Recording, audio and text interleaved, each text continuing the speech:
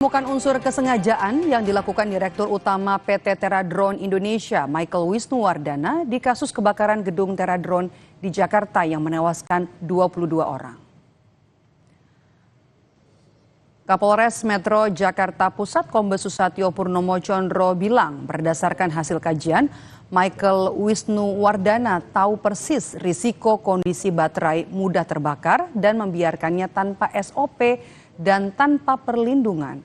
Soal penyebab kebakaran berdasarkan keterangan saksi kunci, api berasal dari tumpukan baterai berukuran 30.000 mAh yang jatuh dan menimbulkan percikan.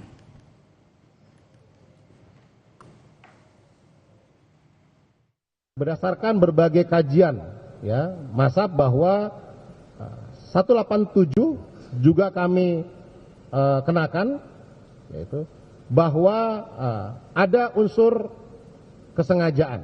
Artinya bahwa sebagai direktur tahu persis tentang resiko daripada baterai LiPo ini mudah terbakar, namun tetap membiarkan kondisi tanpa SOP dan tanpa perlindungan. Izin kemana? Segera luncurkan diri, masih banyak orang terjebak di atas gunung.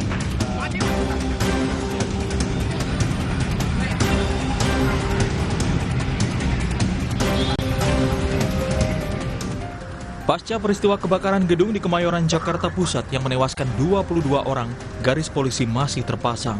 Kerusakan gedung juga masih terlihat dari luar gedung yang merupakan kantor Teradron Indonesia.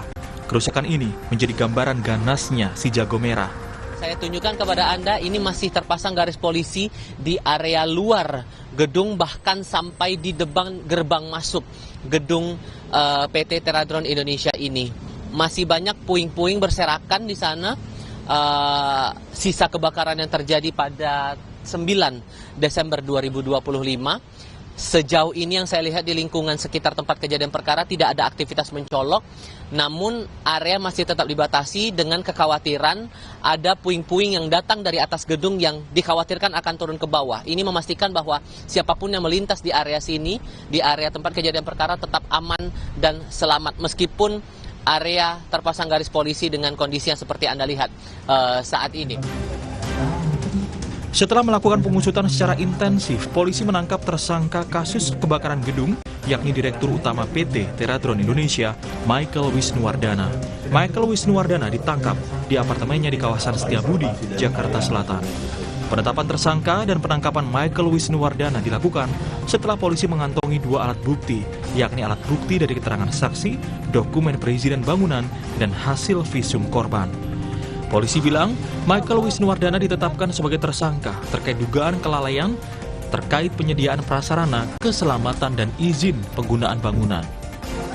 Yang bersangkutan sebagai direktur utama atau pimpinan dari perusahaan itu memiliki kewajiban untuk menyiapkan sarana prasarana keselamatan dan kesehatan kerja, sebagaimana di Undang-Undang Nomor 1 Tahun 1970 tentang K3.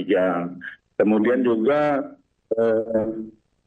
dengan sengaja atau karena lalainya tidak mematuhi izin bangunan yang seharusnya digunakan untuk kantor, namun juga digunakan untuk penyimpanan atau gudang barang-barang yang memiliki kandungan risiko kerawanan tinggi.